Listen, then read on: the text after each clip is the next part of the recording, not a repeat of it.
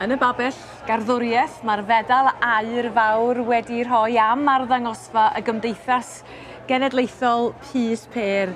A mae John Rowland sy'n gadeirydd y Gymdeithas a'i gyd aelodau yn bobl hapus dros ben achos da chi wedi ennill hon fwy nag unwaith. Do, dyma'r bedwaredd flwyddyn i ni gael hon ac mae'n dipyn anrhydedd. Dipyn o waith, ond mae o werth o'n y diwedd. A gwobr i'r cymdeithasa ydi hon, de? I stond un ar gwahanol cymdeithasa felly. A mae Lenni'n flwyddyn fawr, mae'n ganfed sioe, a da chitha hefyd yn cael nodi hynny, Lenni? Ynda, ni ddathlu'r ganfed sioe, a ni'n meddwl beth am wneud rhywbeth special.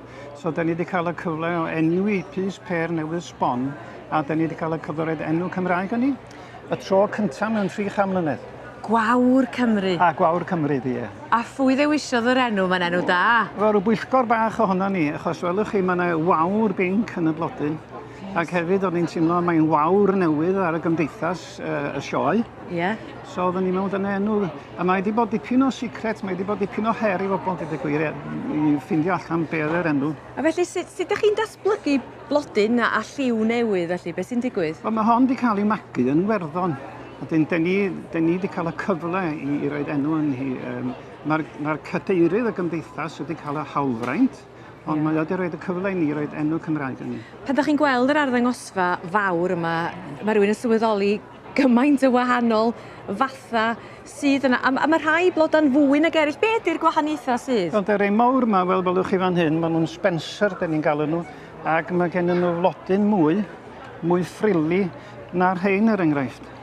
Mae hein hefyd yn rei gwahanol, mae hein yn... Sgafnach, mae'n bwysig det wrach ydyn? Mae hein yn sgafnach, wylwch chi.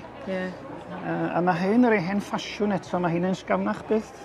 Ydyn nhw gyd yr un mor hawdd neu anodd i'w tyfu? Wel, mae'n hanodd tyfu nhw i gystadleuaeth os da chi eisiau'r safon yma, achos da ni'n tyfu nhw'r un goes.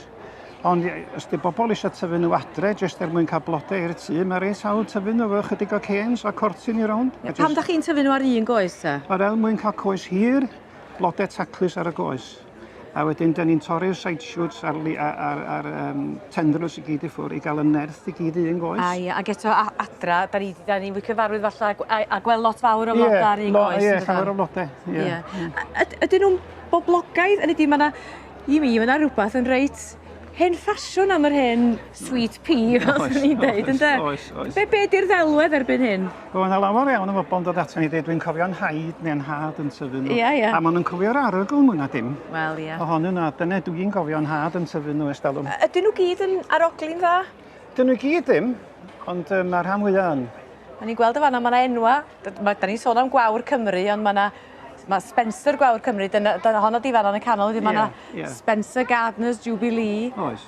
A wedyn mae yna Old Fashion Henry Eckford, pwy oedd o? Henry Eckford ar y gychwyn busnes yn Wem pan oedd yn 65. Ac oedd o fusnes mor llywyrchus, oedd nhw'n gyrru hadau dros y byd i bob man. Wel. A pwy oedd yr Old Fashion prima donna, sgwn i? Wel, mae hwnna'n ddiddorol, dyd y gwir, achos dyma'r cyntaf off i'r wlad, 3 mlynedd yn ôl. Hon di'r prima donna? Nac ie.